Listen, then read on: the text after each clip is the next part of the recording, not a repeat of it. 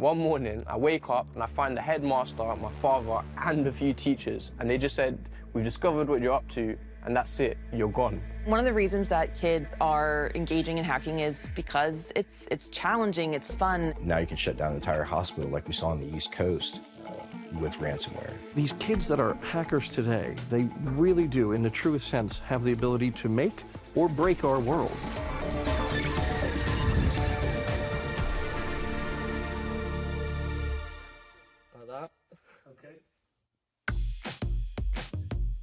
Oh boy, yeah, script kiddies. What's a script kiddie? God, that's an old term.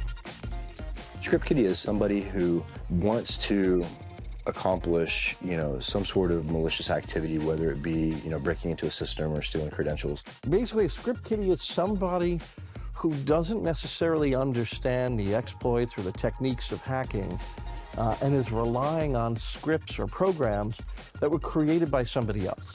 So they're taking a script, they're running the script, they might set it to run against a particular target, but they don't necessarily understand how the technology works, and they don't have the skills to make them their own.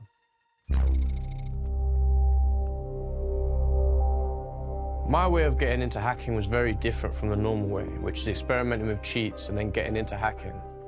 I was about 12 years old, and basically what happened was that one day a friend online who I chatted with was like, "I found a really interesting little program and I want to try it out." He put my telephone number into this account and he was able to take over my whole WhatsApp. I mean, completely take over my WhatsApp account. He was able to write messages to all of my friends and say all this stupid stuff. It's a technique where you're able to completely take over and control an account that's not yours. I was like, "How have you managed to do this?" And he said he couldn't tell me that, and it had to do with software he's got. So from that day onwards, I started to get interested in hacking. Script kiddies have had a resurgence in the last 5 or 6 years. And that is due to the increased sophistication in cybercrime, that there is more ransomware. And this is an easy way for people to make easy money.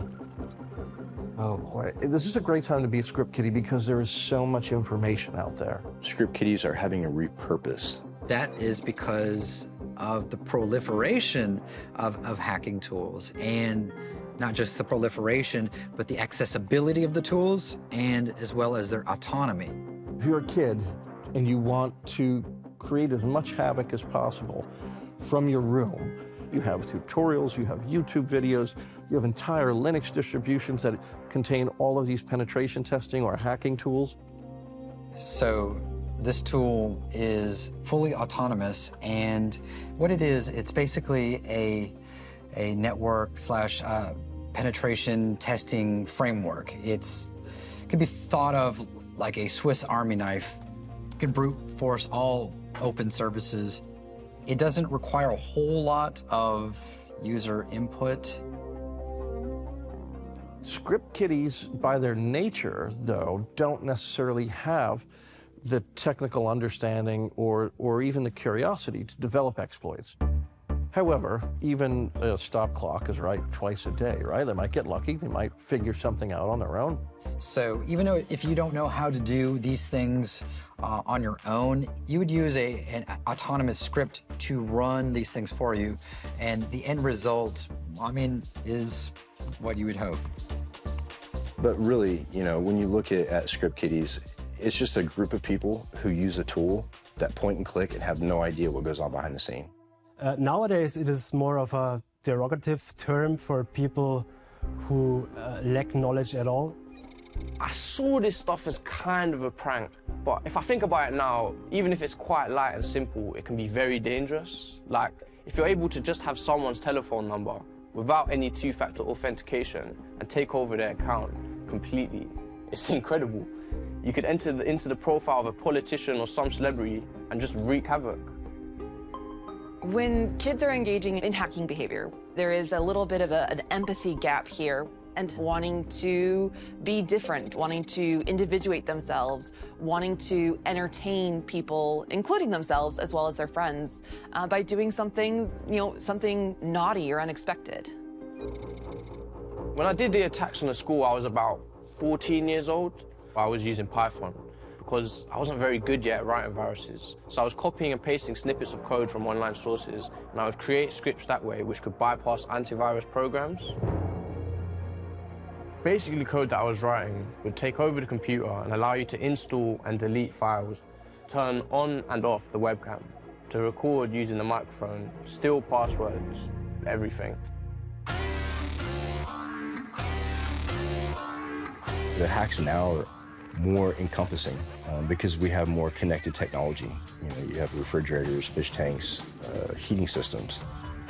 So before the internet, we didn't have HVACs connected to the internet. Now you can shut down an entire hospital like we saw on the East Coast with ransomware. So the attacks and the lethalness of the attacks are getting worse. The first time that they caught me hacking was when I had stolen a large amount of private data from my school. I started to post it online.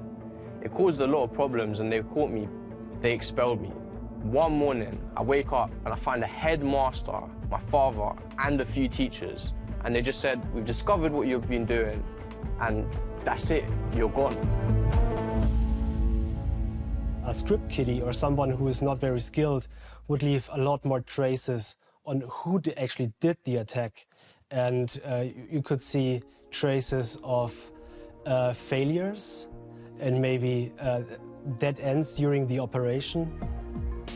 These kids that are hackers today, they really do, in the truest sense, have the ability to make or break our world. And we have to make absolutely sure that we are both nurturing them and nourishing them in the right way. I don't think taking a kid who has committed a white-collar crime on a computer and throwing him in prison is the right answer when we can take that kid who probably doesn't even know the laws around cyber, teach him the laws, redirect his attention, and make him a successful industry-leading man or woman. I consider myself a great hacker. I do stupid stuff, but underneath it all, I'm a good guy. I mean, my goal is to make maybe a little bit more money, to go out with my friends in the evening and maybe grab a pizza, general stuff. I'm somewhere in the middle between a skiddy and a hacker. For the time being, I'm just a kid messing about, making a nuisance of myself. Nothing more than that. I do think that there is more of an influx of script kiddies today, people that are 15, 16 years old, getting into Kali Linux, trying to figure out how these systems work, how do these tools operate. This influx of script kiddies is perhaps part of a natural evolution of the profession. What the script kiddies are today may be our cybersecurity professionals tomorrow.